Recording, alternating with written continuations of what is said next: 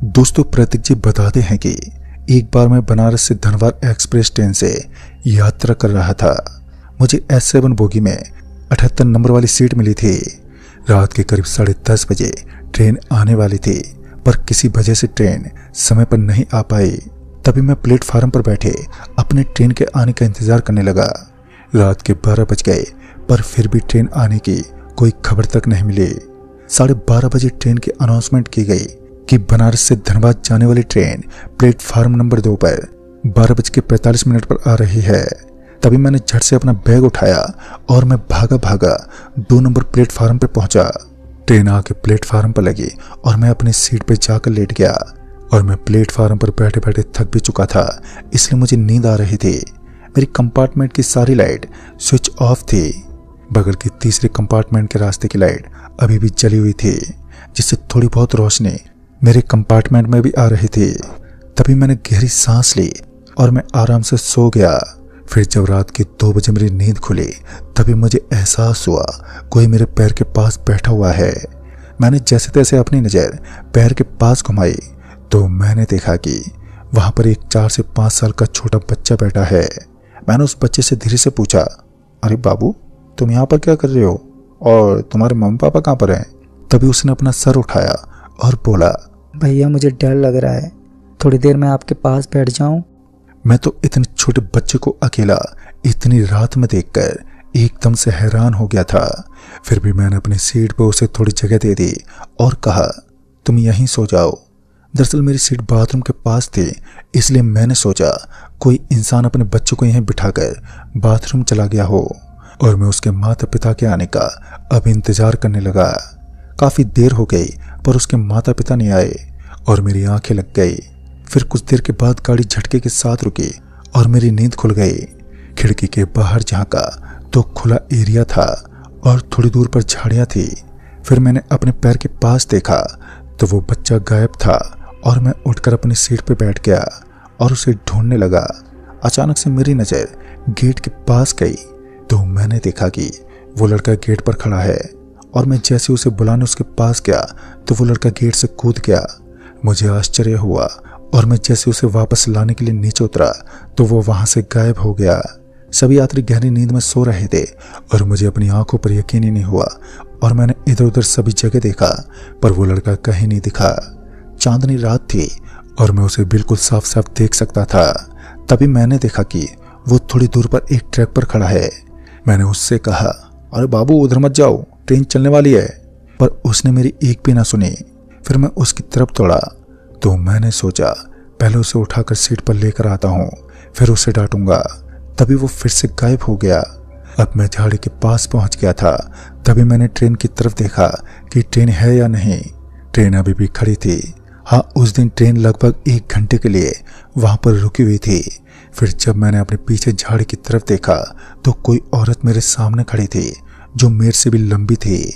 मैंने उसे देखने के लिए जैसे ही अपना सर ऊपर उठाया तो मैंने देखा कि उसका चेहरा काला था, आंखें उसकी सफेद थी, हाथ पैर में सिर्फ हड्डियां थी जो मुझे साफ साफ दिख रही थी।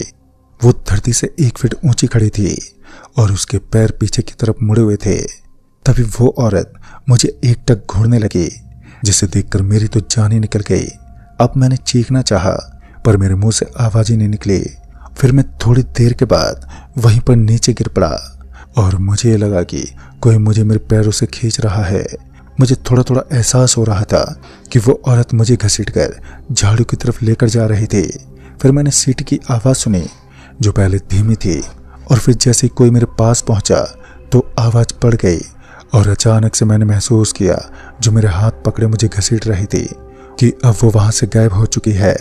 फिर कुछ देर के बाद 2 RPF के जवान मेरे पास आए और उनके पीछे कई और लोग भी मेरे पास आए, पर मैं खड़ा नहीं हो पा रहा था।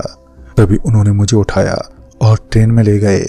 फिर 20 से 25 मिनट बाद मुझे ठीक से होश आया और फिर मैंने RPF के जवान को सारी बातें बताई।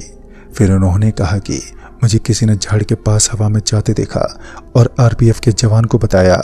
फिर उन्होंने मेरी जान बचाई और मैं मौत के मुंह से वापस लौट गया। तभी वहां के लोकल लोगों ने मेरे से पूछा, क्या कोई छोटा सा बच्चा आपके पास आया था? तभी मैंने हाँ में जवाब दिया कि एक छोटा 4 से 5 साल का बच्चा मेरे पास आया। मैंने उसे अपनी सीट पर जगह दी। फिर जैसे ही ट्रेन रुकी तो वो ट्रेन से नीचे कूद गया। तभी उस आदमी ने कहा, बहुत दिन पहले एक माँ अपने बच्चे को लेकर ट्रेन से गिर गई थी और वहीं पर उसकी बच्चे की मौत हो गई। तभी से उस बच्चे की आत्मा लोगों को तंग करती है। दोस्तों, फिर सुबह 11 बजे मैं धनबाद पहुंचा और घर पहुंचने के 7 दिन तक मुझे बुखार रहा था। मैं मृत्यु से जीवन में वापस लौट गया। तो दोस्तों, इस कहानी में बस इतना ही। कहानी आपको पसंद आई हो तो वीडियो को लाइक शेयर जरूर कर दें और साथ ही हमें कमेंट बॉक्स में जरूर बताएं। तो मैं जल्दी मिलूंगा ऐसी एक और नई कहानी के साथ। तब तक के लिए बाय एंड टेक केयर। दोस्तों, ये कहानी हमारे साथ शेयर की है भुवन देव शर्मा जी ने। ये घटना उनकी आप बीती घटना है। भुवन जी पेशे से एक इंजीनियर है। उन्होंने अपनी पढ़ाई खत्म करने के साथ ही जॉब ज्वाइन कर लिया था। वर्तमान में भुवन जी राजस्थान के सीकर में एक सीनियर इंजीनियर के पोस्ट पर काम करते हैं। वैसे तो भुवन जी बुलंदशहर के पास एक गांव के हैं जो गुलावटी रेलवे स्टेशन से 5 किलोमीटर की दूरी पर है। इसी गांव में रहते हैं वो। भुवन जी पर्व त्योहार में अपने घर पर आते जाते रहते हैं, पर जॉब की वजह से इनका ज्यादातर समय सीकर में ही गुजरता है। दोस्तों, भुवन जी बताते हैं कि वो नवंबर का महीना था। ठंड अपनी उछाल मार रही थी और कोहरा भी गिरने लगा था। मैं कुछ इमरजेंसी काम से अपने घर जा रहा था। ऑफिस में बॉस को एप्लीकेशन सबमिट करके अपने 1 हफ्ते की छुट्टी पास करवा ली थी। मैंने अपना टिकट भी बुक कर लिया था। शाम को दिल्ली रेलवे स्टेशन से मेरी ट्रेन थी। मैं स्टेशन टाइम से पहुंच गया था। ट्रेन प्लेटफार्म पर रुकी और मैं अपनी सीट पर बैठ गया। फिर ट्रेन रात के करीब 2:30 बजे गुलावटी रेलवे स्टेशन पहुंची। गुलावटी रेलवे स्टेशन एक छोटा सा स्टेशन है। सारी ट्रेन भी यहाँ पर नहीं रुकती हैं। संयोग से आज इस स्टेशन पर मैं उतरने वाला अकेला इंसान था। प्लेटफार्म पर बिल्कुल सन्नाटा था। वैसे भी ठंड के मौसम में लोग कम जर्नी करते हैं। फिर मैंने प्लेटफार्म पर इधर उधर देखा। सोचा अगर कोई इंसान दिख जाए तो कुछ दूर साथ चलने का सहारा मिल जाएगा, पर कहीं कोई भी इंसान नहीं दिखा, जिस वजह से मैं अकेला घबरा रहा था। तभी मैंने सोचा कहीं स्टेशन पर रुकूंगा तो चोर बदमाश से पाला न पड़ जाए। उससे बेहतर है कि किसी तरह घर ही निकल लेता हूँ। किसी तरह धीरे धीरे घर पहुंच जाऊंगा, पर मुझे डर सता रहा था। गुलावटी स्टेशन और मेरे घर के बीच एक जंगल है जो काफी घना और डरावना है। रात को इस जंगल से गुजरने से लोग बहुत ज्यादा डरते हैं, पर आज मुझे नहीं पता मेरे साथ क्या होने वाला था। तभी मैं स्टेशन से बाहर निकला तो मैंने देखा कि रास्ता पूरा सुनसान लग रहा था। मैं किसी तरह हिम्मत करके चल दिया, पर स्टेशन से 1 किलोमीटर तक कोई जंगल नहीं था। तो मैंने भगवान का नाम लेते हुए किसी तरह यह रास्ता पार कर लिया। अब वहां से जंगल शुरू हुआ और मैंने अपनी स्पीड और भी बढ़ा ली। जैसे जैसे मैं आगे बढ़ रहा था वैसे वैसे मेरी धड़कन तेज हो रही थी। पत्तों की खड़खड़ाहट भी मुझे किसी आफत को बुलावा लग रहा था। तभी एक जंगली जानवर सड़क के बीचों बीच खड़ा दिखा तो मैं डर से 400 मीटर दूर ही सड़क के किनारे खड़ा हो गया। तभी मुझे लगा शायद मुसीबत आ खड़ी हुई है। फिर मैंने भगवान का नाम लिया, पर वो जानवर फिर भी खड़ा रहा। लगभग 45 सेकंड के बाद वो जानवर सड़क से हटा और दौड़कर जंगल में घुस गया। फिर मैं दाएं बाएं देखते हुए लगभग दौड़ने की स्पीड में आगे बढ़ने लगा। मेरी हालत ऐसी हो गई थी जैसे किसी इंसान और शेर को एक ही पिंजरे में बंद कर दिया गया हो। पर मैं हांफता हुआ और तेज तेज चलने लगा। तभी मेरे पीछे से किसी औरत की आवाज आई तो उसने कहा, अकेले जा रहे हो? अब ये सुनकर तो मेरी हालत और भी खराब होने लगी।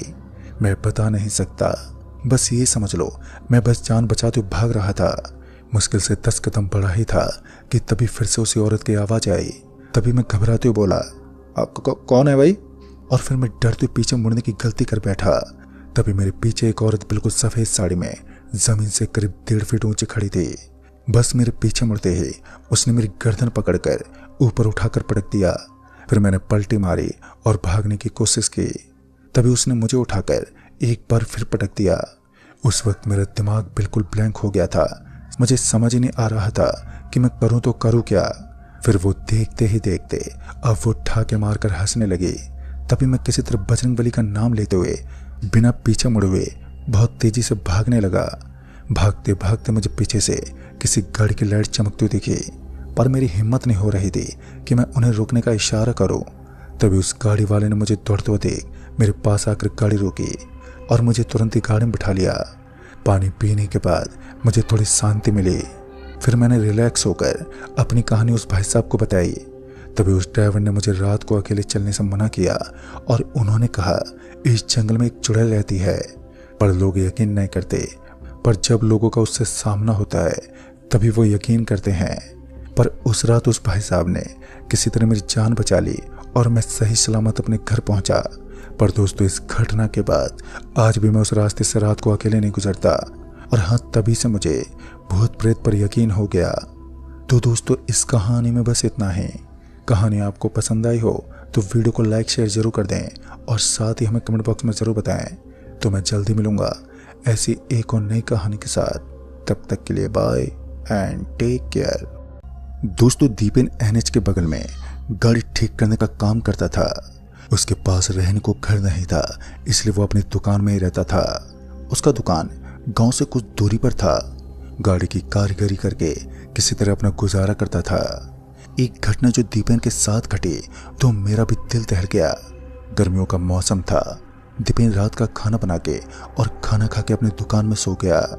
रात के करीब 1 बज रहे थे। रात का सन्नाटा चारों तरफ फैल चुका था। उस NH पर पब्लिक वाहन का आना जाना भी बंद हो चुका था। तभी एक पैसेंजर बस दीपेन की दुकान के पास आकर लगी। बस का ड्राइवर दीपेन के दुकान के पास जाकर दुकान को खटखटाया, पर दीपेन अभी गहरी नींद में था, इसलिए वो दुकान खोल नहीं पाया। उस ड्राइवर ने फिर से दुकान खटखटाई, तब जाकर दीपेन की नींद टूटी। और जब उसने दरवाजा खोला तो सामने एक इंसान खड़ा था जिसकी शक्ल भी बहुत बुरी थी। तभी दीपेन ने उस इंसान की ओर देखते कहा, क्या काम है भाई साहब, बीच रात में खामखा नींद खराब कर दी। पर वो इंसान कुछ नहीं बोला। इस पर दीपेन ने कहा, आप फटाफट बोलोगे या भूत के जैसे खड़े रहोगे। दोस्तों, ये सुनते ही वो इंसान मुस्कुराने लगा और मुस्कुराते बोला, मेरी गाड़ी खराब हो गई है, जरा देख लेना। तभी दीपेन ने कहा, अच्छा ठीक है, चलो देखते हैं अभी। दीपेन उस इंसान के पीछे पीछे गाड़ी के पास गया और गाड़ी के इंजन को देखा तो उसमें कोई दिक्कत ही नहीं थी। फिर दीपेन ने सोचा शायद गियर बॉक्स में दिक्कत आ रही होगी, इसलिए दीपेन गियर बॉक्स देखने बस के अंदर घुसा। गाड़ी के अंदर का मंजर देखकर दीपेन एकदम से हिल गया। इतनी बड़ी बस में मुश्किल से सिर्फ 10 लोग ही बैठे थे और वो लोग ऐसे लग रहे थे जैसे कई महीनों से वो एक ही जगह पर बैठकर जम गए हों। किसी का हाथ झूल रहा था तो किसी की गर्दन। सभी के शरीर से मांस पूरी तरह सूख चुका था। आंखों की पुतलियां तक आंखों से बाहर आ रही थी और ये सब देखकर दीपेन अंदर से बुरी तरह से घबरा रहा था। पर उसे भूत प्रेत पर यकीन नहीं था, इसलिए वो निडर होकर अब गियर बॉक्स देखने लगा। अंदर देखा तो गियर बॉक्स में जंग लगी पड़ी थी। ऐसा लग रहा था जैसे वो इंजन कई सालों से चली नहीं है। फिर दीपेन ने गियर बॉक्स में थोड़ी लुब्रिकेटिंग ऑयल डाला, जिसे डालते इंजन चल पड़ी और वो इंसान बस लेकर वहां से चला गया। जाते जाते भी वो इंसान मुस्कुरा रहा था और ये सब देखकर दीपेन का भी मन खुश हो गया और वो अपनी दुकान में जाकर सो गया। सुबह जब उसकी आंखें खुली तो उसने देखा कि गले के ऊपर 200-300 रुपए के नोट पड़े थे। फिर गले के अंदर देखा तो बहुत सारे नोट पड़े हैं।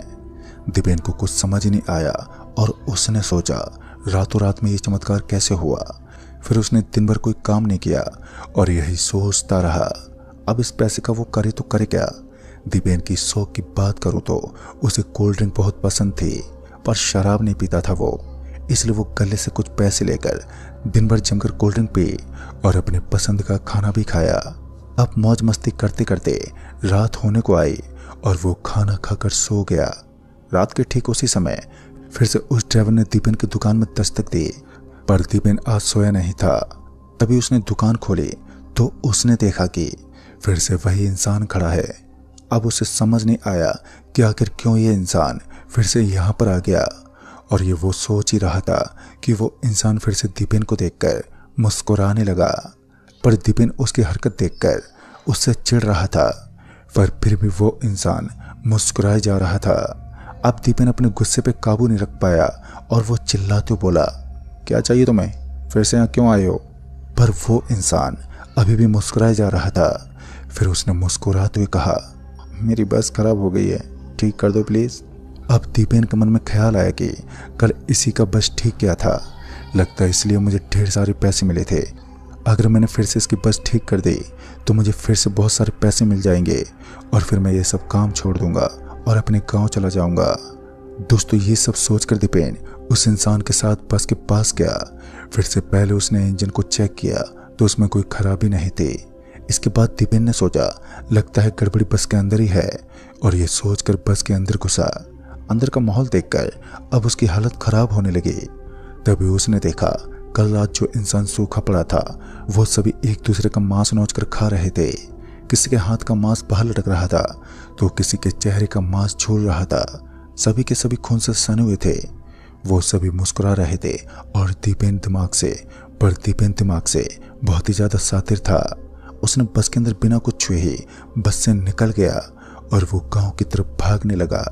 तभी उस बस ड्राइवर ने दीपेन का पीछा करना शुरू कर दिया और बार बार एक ही बात बोल रहा था, मुझे पीछे मुड़कर देखो। पर दीपेन बिना पीछे मुड़े ही लगातार दौड़ता रहा। आगे उसे एक मंदिर दिखा तो वो झट से मंदिर के अंदर घुस गया। वहां 2 इंसान सो रहे थे। तभी उसने उन्हें जगाया और वो मदद मांगने लगा। अपनी सारी कहानी उन्हें सुनाई। फिर उस इंसान ने दीपेन को उस बस की कहानियां सुनाई। वर्षों पहले उस बस की एक्सीडेंट हुई थी और उस समय वो हाईवे जंगल हुआ करता था और उस समय सभी लोग मारे गए थे। किसी का हाथ बस के नीचे दबा रह गया था तो किसी की गर्दन बस के नीचे दबी हुई थी, पर कोई बचने वाला नहीं था। और उस एक्सीडेंट में सभी लोगों की मौत हो गई और उन सभी की आत्मा आज भी वहां पर भटकती है और लोगों को तंग करती है। तो दोस्तों, इस कहानी में बस इतना ही। तब तक के लिए बाय एंड टेक केयर।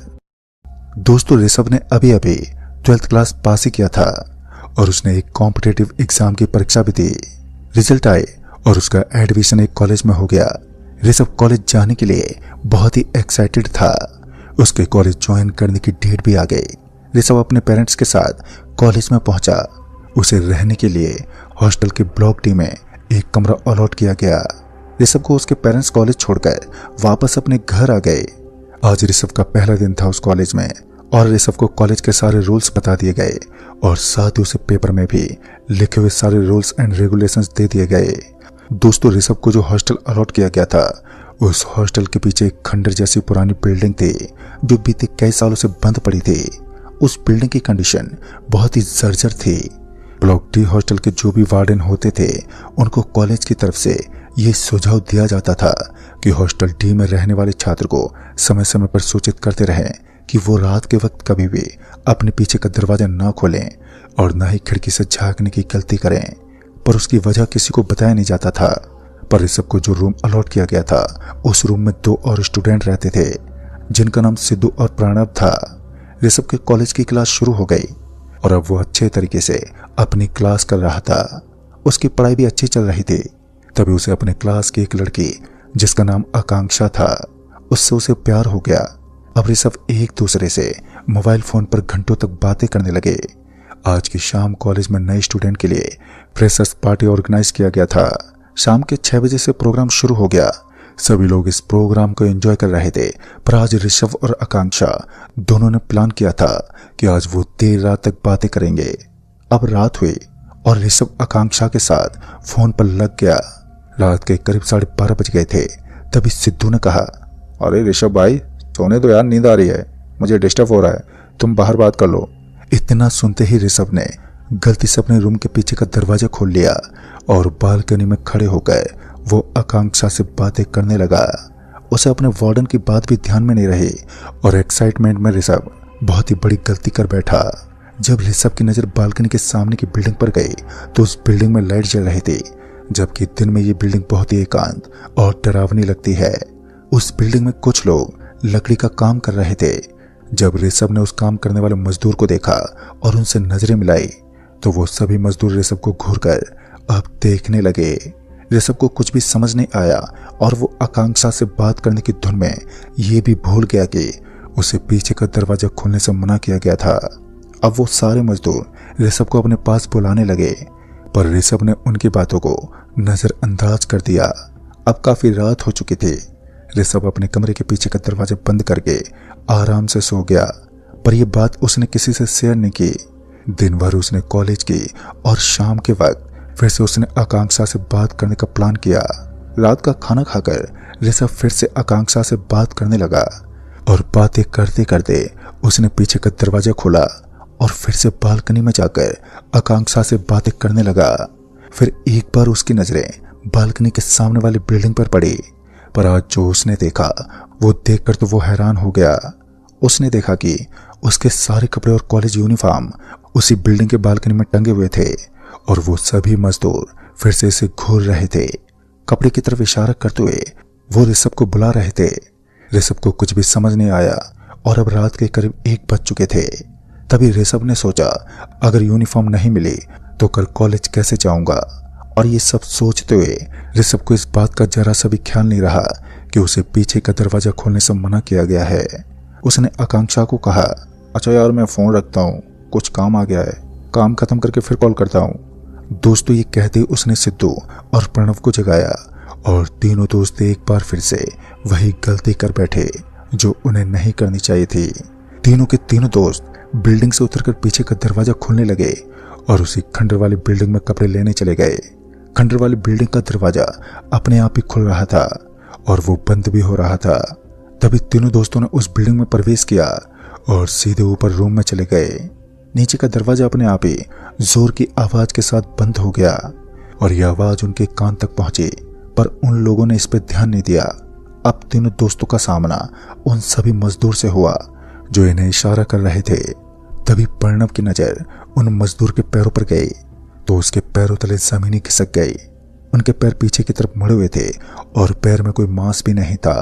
तभी प्रणव अपनी जान बचाते हुए नीचे की तरफ भागा और अभी वो पूरी सीढ़ी उतरा भी नहीं था कि किसी ने उसे हवा में उठाकर सिद्धू और ऋषभ के सामने लाकर हवा में टांग दिया। ये देखकर तो सिद्धू और ऋषभ की पैंट अब गीली हो गई। अब ऋषभ और सिद्धू के सामने वो सारे उल्टे पैर वाले मजदूर खड़े थे। तभी ऋषभ ने हिम्मत जुटाते हुए पूछा, आप कौन हैं और हमसे क्या चाहते हैं? इस पर उन सभी मजदूर ने कहा, हम लोगों ने इस बिल्डिंग को बनाने के लिए लगातार 1.5 साल तक काम किया, पर हमें हमारी मजदूरी नहीं मिली। इस बिल्डिंग में एक लेबोरेटरी था, उसमें एक रात प्रोफेसर कुछ एक्सपेरिमेंट कर रहे थे। बिल्डिंग का ठेकेदार इस बिल्डिंग को बंद करके चला गया था और हम सभी लोग इस बिल्डिंग में काम कर रहे थे। तभी बिल्डिंग में आग लग गई और हम सब लोग जलकर मर गए। तभी अदृश्य आत्मा ने सिद्धू को बालकनी से नीचे फेंक दिया और सिद्धू की वहीं पर मौत हो गई। तभी प्रणव हवा से नीचे गिरा और उसके मुंह से कोई आवाज भी नहीं आ पा रही थी। तभी सभी मजदूर उसकी तरफ लपके और मैं झट से उसी बालकनी के बगल में सटा हुआ एक बाथरूम का पाइप नीचे की तरफ जाता था। मैं उसी को पकड़कर नीचे की तरफ उतर गया और किसी तरह मैं जान बचाकर भागा। तभी मैं अपने हॉस्टल पहुंचा और सुबह ही मैंने अपने पापा को कॉल किया और अपना एडमिशन उस कॉलेज से रद्द कराकर वापस से सिंपल ग्रेजुएशन किया, वो भी अपने जिले से। दोस्तों आज मैं अपना बिजनेस करता हूँ और अपने जिले में ही रहता हूँ और उस घटना में मैंने अपने 2 दोस्तों को खो दिया जिसका मुझे पूरी जिंदगी मलाल रहेगा। तो दोस्तों इस कहानी में बस इतना ही। कहानी आपको पसंद आई हो तो वीडियो को लाइक शेयर जरूर कर दें और साथ ही हमें नीचे कमेंट बॉक्स में जरूर बताएं। तो मैं जल्दी मिलूंगा ऐसे ही एक और नई कहानी के साथ। तब तक के लिए बाय एंड टेक केयर। दोस्तों मेरा नाम वैभव शुक्ला है। मैं एक पत्रकार हूँ और मुझे अतरंगी कहानी सुनना, अनोखे लोगों से मिलना और अनोखी जगह पर जाना बेहद पसंद है। इसी सिलसिले में मैं अपनी अगली कहानी की तलाश में गोरखपुर जा पहुंचा। फिर वहां के एक लोकल बाजार में पहुंचा। ऐसा वहां के लोग कह रहे थे कि उस बाजार में कोई ऐसा दिन नहीं होता है जिस दिन काशीनाथ जी की चर्चा ना हो। मैंने अपनी नजरें दाएं बाएं घुमाई तो मैंने देखा कि कुछ ही कदम पर एक चाय की टपरी थी। जहां जाकर मैंने एक चाय पी और मैं अभी चाय पी ही रहा था कि तभी किसी ने काशीनाथ जी की चर्चा छेड़ दी। काशीनाथ जी के बारे में कही गई बातें मुझे बड़ी अनोखी और दिलचस्प लगी। मैं और भी गहराई से छानबीन करने लगा। तभी चाय वाले ने कहा, अरे भैया ऐसा क्यों नहीं करते, यहाँ से थोड़ी दूर पर एक गांव है, वहाँ कोई इंसान तो नहीं रहता, पर काशीनाथ जी जरूर मिल जाएंगे। मुझे ये बात हजम नहीं हुई। आखिर कैसा गांव है वो जहाँ पर इंसान ही नहीं रहता। मैं चाय वाले से पूछने लगा, भाई साहब थोड़ा और बताइए ना काशीनाथ जी के बारे में। पर चाय वाले ने साफ तौर पर मुझे मना कर दिया और बोला, ज़्यादा जानना है तो काशी जी के घर पहुंच जाओ, वो खुद ही तुम्हें अपनी सारी कहानी सुना देंगे। और हाँ ध्यान रहे, काशी जी रात के वक्त ही आम लोगों से मिलते हैं और किसी के साथ वहाँ क्या होता है ये वो इंसान और ऊपर वाला ही जानता है। अब मैंने मन बना लिया था, चाहे जो भी हो मैं काशीनाथ जी से जरूर मिलूंगा। रात के करीब 9 बज चुके थे। मैं काशीनाथ जी के गांव के लिए सवारी गाड़ी ढूंढने लगा, पर कोई भी सवारी गाड़ी काशीनाथ जी के गांव जाने को राजी नहीं हुई। पूछने पर लोग कह रहे थे कि उस गांव में कोई भी गाड़ी नहीं जाती, क्योंकि उस गांव में कोई भी इंसान नहीं रहता। अब मेरी जिज्ञासा और भी बढ़ गई। अंत में थक हार कर मैंने अकेले ही जाने की ठान ली और उस गांव की ओर चल दिया। अब रात के करीब 10:30 बज चुके थे। रास्ते में सच में कोई भी इंसान नहीं दिख रहा था। पूरी की पूरी बस्ती में सन्नाटा फैला हुआ था। अब मैं काशी जी के गांव में प्रवेश करने वाला था कि मुझे गांव में शुरू होने से पहले एक बहुत ही मोटा पीपल का पेड़ नजर आया और हवा साए साए चल रही थी। सच कहूं तो मुझे उस हवा में भी कुछ नेगेटिव ऊर्जा महसूस हो रही थी, पर काशीनाथ जी के अनोखे किस्से ने मेरे कदमों को रुकने ही नहीं दिया। मैं जैसे उस गांव में घुसा तो पहले 2-3 घर देखने से लगा वो घर नहीं बल्कि बरसों पुराना कोई खंडर है, जिससे झींगुर और तरह तरह के कीड़े मकोड़े की आवाजें आ रही थी। थोड़ी दूर और बढ़ा तो एक घर दिखा जिसके बाहर कोई नहीं था, पर खिड़की से मुझे 2 बूढ़े इंसान आपस में बात करते हुए दिखे। मैंने खिड़की के पास जाकर आवाज लगाई, कोई है? पर अंदर से कोई आवाज ही नहीं आई। फिर मैंने दोबारा आवाज दी, तभी वो बूढ़ा व्यक्ति घर के अंदर से खिड़की के पास आया और मेरे से पूछने लगा कि क्या बात है बेटा, तुम इंसान मेरे गांव में क्या कर रहे हो? ये सुनकर तो मैं दंगी रह गया और एक पल के लिए मैंने सोचा आखिर ऐसा क्यों बोल रहा है, मैं मुश्किल में तो नहीं फंस गया। तभी मैंने अपना दिमाग दौड़ाया और थोड़ा सहमते हुए बोला, काका मैं काशीनाथ जी का रिश्तेदार हूँ, मुझे उनसे मिलना है। इस पर उस बूढ़े ने कहा, क्यों मिलना है? काशी से क्या काम है? और हाँ, मैं कैसे मान लूँ तुम काशी के जानने वाले हो? फिर मैंने थोड़ा और सोचा और मुझे याद आया कि मैंने चाय वाले भैया से कुछ खाने का सामान लिया था। इसी का बहाना बना लेता हूँ, शायद मुसीबत टल जाए। और मैं दबी हुई जुबान से बोला, ये कुछ खाने के सामान हैं जो काशी जी को बहुत पसंद है। और साथ ही मैंने उन्हें बैग भी दिखाया। तभी उस बूढ़े ने बुढ़िया से कहा, जाओ इसे काशी के पास पहुंचा दो।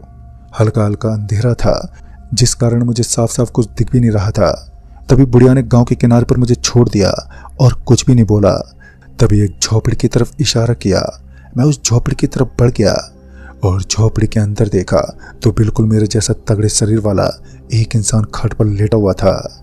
मैं जैसे ही गेट पे पहुंचा तो अंदर से आवाज आई, आइए वैभव शुक्ला जी, कहिए कैसे आना हुआ? ये सुनकर तो मेरे होश उड़ गए और मैं सोचने लगा, ये इंसान मेरे बारे में कैसे जानता है? मैं इससे मिला भी नहीं। तभी मैं हिम्मत जुटाते हुए बोला, काका काशी जी आप ही हैं? तभी उसने इशारे में सिर हिलाया। फिर मेरी जान में जान आई और मैं अंदर गया। फिर काशी जी चाय बनाने लगे। तभी मेरे अंदर की जिज्ञासा ने मुझे उकसाया और मैंने काशीनाथ जी से सवाल करना शुरू किया। काशी जी ने कहा, पहले तसल्ली से चाय पी लीजिए, फिर बातें करेंगे। पर मुझे चाय से अजीब बदबू आ रही थी, पर फिर भी मैंने चाय पी ली।